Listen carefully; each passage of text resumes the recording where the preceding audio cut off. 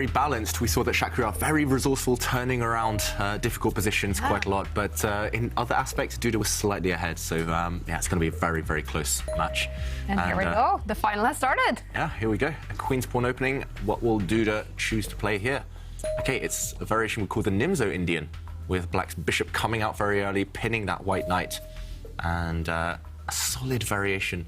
This is regarded as very solid for white, not taking too many risks. Usually here, white gets a set of doubled pawns in this opening, but not now. Although white's queen has spent quite a bit of time so far, and Shakhriyar has played this plenty of times. I think so, he has, and also a favourite of Garry Kasparov, Vishy Anand, and here I can see that in 2018, Mamedyarov did in fact draw this game with the white pieces against Fabiano Caruana, I should say. Yeah, Mamedyarov, I think I remember games as far back as 2014, maybe even earlier, where he was playing this variation, and he's got a very solid reputation for black. Black's last move, very logical. I had this myself recently, actually, from the white side, but often black's bishop as well goes to attack that white queen. That would have been another option. White's queen is the vulnerable piece. She often has to lose a lot of time in this variation. On the plus side, white has the two bishops. White has an extra pawn in the centre of the board right now, and the white knight springs forward. Yeah, this one, just checking, is not the most popular move. In fact, played once by Jordan van Foreest against Vidit, and January 2022. So what was that? Vaikanze. Yeah. Yeah. Okay, so that was very theoretical battle between Jordan van Foreest, very well-known opening theoretician, and Vidit, opening expert. Mamedyarov. The fact he's played this so quickly means he's studied that game before. And yeah, it's interesting. Like you said, normally the white knight doesn't spring forward because it's kind of breaking the rules. That knight's already been developed once. To move it twice before you've completed developing your other pieces, before you've castled as white, it feels a bit risky. It definitely does, especially when you add in the fact that the queen has also been on a journey as well. I mean, it's much more standard to actually relocate the rook in the corner, just move that one to an open line. But instead, we have this wild position, and I can tell you that when Vidit faced this particular move with the black pieces, he actually stepped forward with the queen 2 squares, and he got ready to break out into the centre and challenge the d-pawn by pushing c5. Yeah, this is white's stronghold in the centre. You want to undermine it, you want to attack it. This would be very logical. How did the game continue there, Jolanta? OK, so... Oh, we've seen it. OK, so, white played the move e3, liberating the light-squared bishop, and then c5 came. OK. And then bishop retreated to the f4 square, asking questions of the black queen. Yeah, indirectly threatening her, and yeah, very tense position, I guess. Often we see this type of scenario, and even if the black queen were to drop back, it's all about pawn structures. So if black can take the white pawn on his terms, for example, now, let's say white moves the rook, just as an example, the pawn structure is very symmetrical, very balanced, and chances tend to be roughly level. But if white can do the damage to the black pawn structure, for example, going back to this position, if white can take this black pawn, black has other options, but if black captures, then white is better because these two are separated. So it's small margins. We're talking about tiny little details like pawn structure, but that's the theme now for the middle game. Shakhriyar looking for ways to increase the white advantage long term. He's got the bishop pair, but this is the current position, and how to utilize it. This one still fast asleep at home. OK. He's definitely got to get developed, and whilst Mamedyarov is considering what to do, we are expecting the pawn to push forward. Well, we are running a competition today, so we're asking you at home to send us your best chess joke, and one lucky winner will win our good friend Simon Ginger GM mug. And you can send us your jokes on Twitter using the hashtag #ChessChamps. Do you know any chess jokes? No. We had one yesterday about... checkmate. Yeah. Dating in Prague. Yeah. Looking for a checkmate. And I remember the punchline of one joke, which was like, yeah, it was a rookie mistake. Aha. Yeah. There's this famous one. It's... chestnuts boasting on an open fire. Yeah. Chestnuts boasting on an open foyer. Yeah. So it's like, what did... Yeah.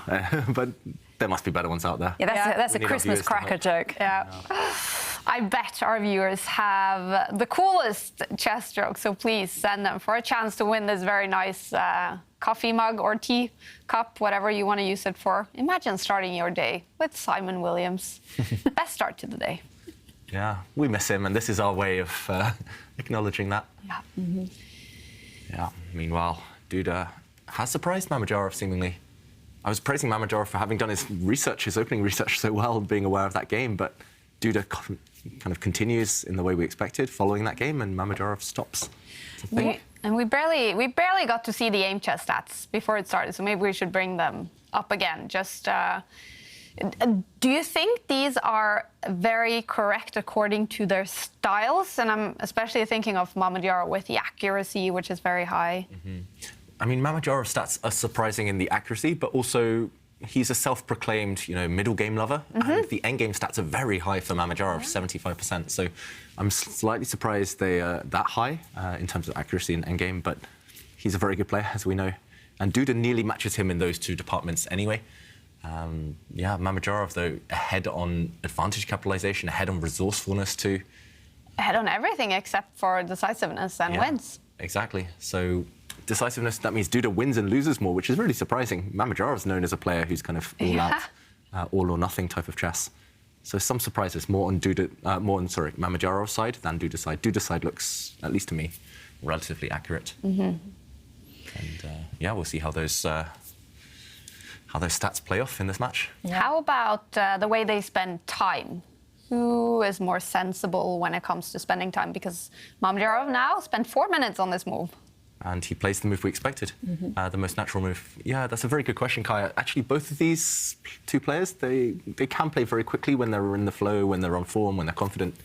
But we have seen Duda occasionally get into time trouble when he plays the very best players like Magnus. We see Shak occasionally get into time trouble, but that's normally when he's struggling on the board as well. If Shak's doing well in the position, he very rarely pauses for too long. So, yeah, a 4-minute think there, still in the opening. It's slightly worrying. And, this is one thing I noticed when I've played Shak myself as well. Of course, he's very well prepared, but it's maybe not to the same level as some of the very top players in the world, the Caruanas, the Magnuses. They know all the little details. Shak sometimes stops, and then he's like, yeah, I'll freestyle it from here, or it looks like my type of position.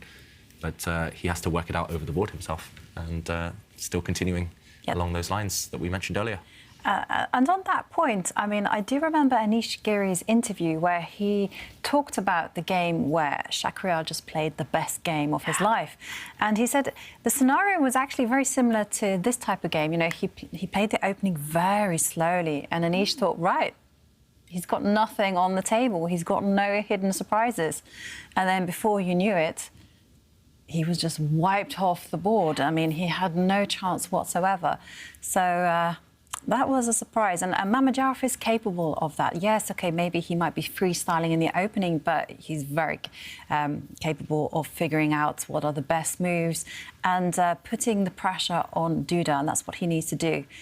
And just to kind of just to reinforce, in the one game that I have on the database, in this particular position, the white bishop sitting on g5 just retreated 1 square to face off against the queen. Do you think Mamedyarov will play that, or do you think he'll play something a bit more? I don't know, it feels like it's not Mamedyarov's style to retreat. So I have a feeling he won't drop back white's dark squared bishop. He'll maybe bring white's rook to the centre, trying to find what else to do. It's actually quite hard to suggest moves. White's knight doesn't really want to move. White's pawn in the centre is stuck defending that white knight. White's queen doesn't look like it has anywhere to go. So I'm going to narrow it down. I'll say it's that white rook or it's the white dark squared bishop. Yeah. How about you? I think the more I look at the position, the more retreating the dark squared bishop makes sense, because it reinforces the protection of the knight and then allows white, that is, to capture the pawn on c5. Yeah, so this is the pawn you want to capture. First, you need to defend your knight. Yeah, of course, if you capture this pawn now, the knight just drops off to the black queen. So that's the reasoning for this move. The bishop dropping back also creates a threat. So after pawn takes pawn, I guess we can jump out with our knight. I'm not sure exactly where. For example, here, and it's a double attack, hitting the queen, hitting the black rook as well. We'll win one of those two pieces. So that would create a direct threat. In the current position, Yeah, I was also wondering, it feels like it might be Shak's style to just move... Oh, sorry, you were going to say, Ivanka? Bishop takes knight. Oh, to take. I was running through the CCTs. I'm trying to make it a point that when I look at these positions, like checks, captures, threats, because I forget them. Makes sense. And this is an alternative as well. And you leave black with double pawns. The problem, the one downside is that the knight is attacked now, you have to retreat it. And where do you go? You could go back this way, eyeing up this pawn, maybe planting a check at some point, but you don't have any escape squares here, so if black can deal with this, maybe... OK, he does play this move. Wow, Ivanka, you're right. Checks, captures, and threats. He captures the knight. And the problem here that I was seeing is that, for example, black can continue attacking this knight, and you're running out of squares. Maybe you can give a check. We're going to see what Shakhriyar has in mind in the current position, but big question, where is he going to put this knight? He's moved his queen 3 times as white. He's moved his dark squared bishop twice. It's gone now. And now this knight is going to have to move a 3rd time. He's breaking all the rules. Mamedyarov, don't move the same piece more than once in the opening. That's what they say. He's forgetting that one. And you have to be good in order to break the rules. He's good enough, but also not that many attacking pieces. If you retreat this knight, for example, back here or back here, you're still playing without your bishop, without your rooks. Doesn't feel too great, I've got to say. Duda looks very calm. Yeah, he looks like such a boss sitting like that. Looks like an evil... James Bond villain. Yeah. Just missing the cat on the lap, right? Yeah. I mean, are the players allowed to have a cat or a pet? Oh, definitely. Didn't we see Wesley So have his cat? Yeah. Ponchuk has been... Ponchuk has... Yeah, Ponchuk has been part of the celebrations. Yeah. I was thinking, yeah, in the room, but on the lap. Oh, and yeah, the knight does retreat to the square from where it came from. We're not allowed any external assistance, right, during chess. So what happens if the cat suddenly meows out a good word, good move? And I don't know. Well, then I think... think... Could be distracting for the players too. If the cat meows out a good move... Move the horse. Then I think cheating is not the first thing we think about. Then we call some circus and, yeah. We'll be rich. Yeah. Meanwhile, the knight drops back to the square it came from, and I've got to say, it doesn't look too impressive to me what Shak is doing. Again, freestyling, that's guaranteed at this point. He's spent a lot of time on the clock. Shakhriyar, almost 5 minutes down on time, and his knight's back where it came from. Yes, he's doubled the black pawns, but in this opening variation, you normally double the black pawns anyway, so you've kind of wasted 2 moves with the white knight, and you haven't really achieved much. White still needs a move with the bishop. White still needs to get his king to safety. So Duda here can trade a set of pawns in the centre. He can just develop black's knight.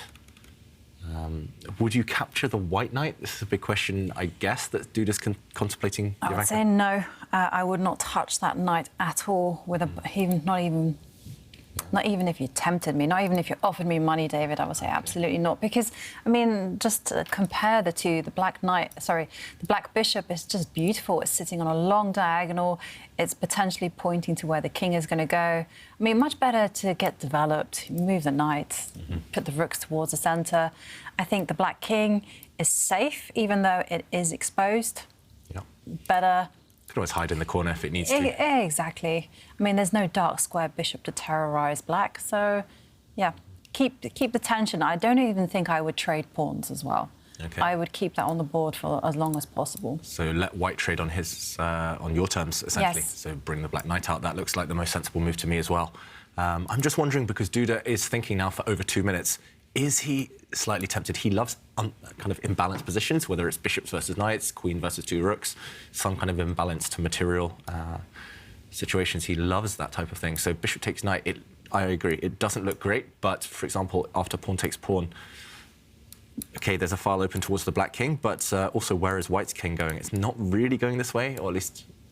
Maybe it could. It's Shak. I don't think so. But, I don't think Shak would even capture the pawn in the centre. He would give it away. Yeah, he'd give it away. And maybe you do castle queenside. I was going to say there's no safe haven for the king, but here maybe white could get away with castling because the king is actually running away to safety. And instead, Duda doesn't go for this capture, maybe scared of opening up a line towards the black king. Very sensible. Instead, he just trades a set of pawns. And, wow, a queen exchange as well has happened.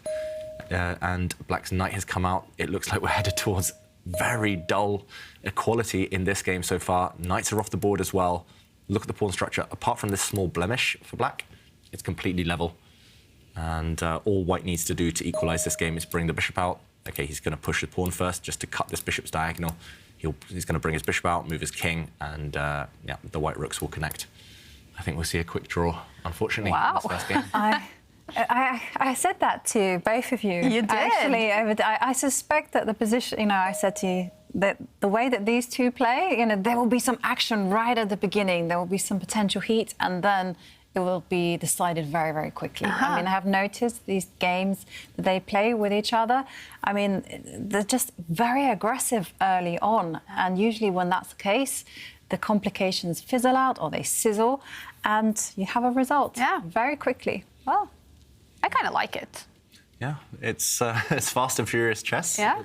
OK, this one turned out to be most likely a draw, but we will see games where it's fast, furious, and it's decided in one side's favour. Yeah, exactly. Yeah, neither of these players then not really known for their long grinds and for trying to, outlast, tire out the opponent. No rook and bishop endgame. Rooks and bishops are on the board still. Don't tempt fate. Don't tempt fate. Uh-oh. But yeah, this one is so balanced. I'm expecting as well, because there are two open lines on the board, the C file and the D file.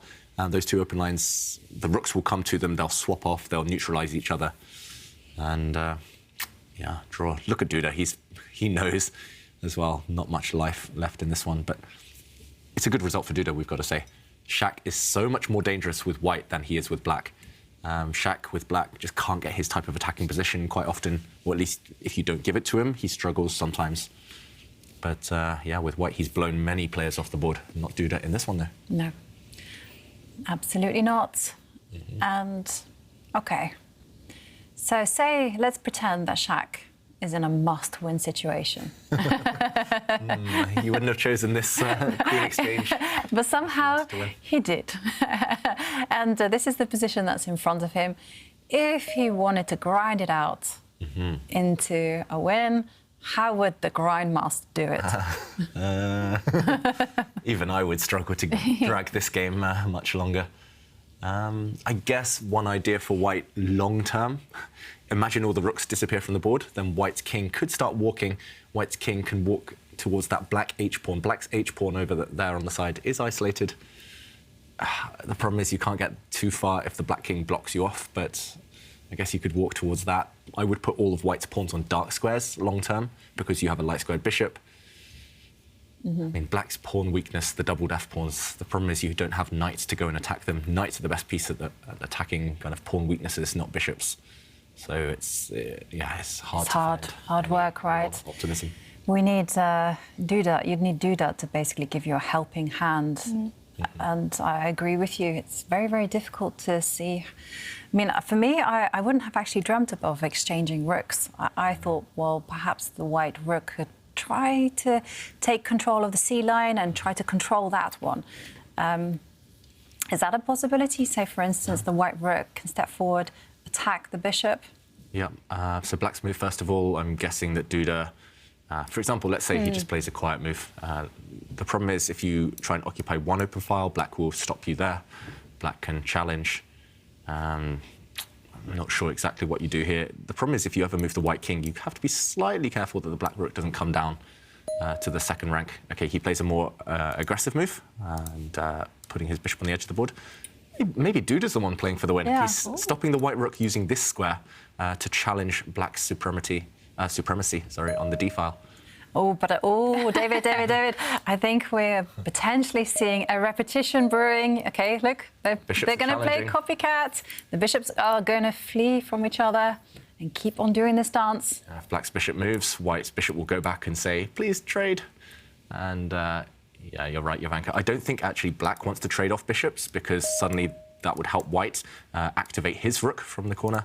And that's why the players there doing that dance. I think we'll see a draw any moment. Shak is repeating the position, and let's go back to the players. A very quick result in game one, it looks like. 20 minutes the first game is about to last. OK, Mamedyarov double-checking if there is anything But there isn't. It's a draw the first game. After 20 minutes, they finish with a draw. Mamedyarov with the white pieces, so now he only has one more game in this first match.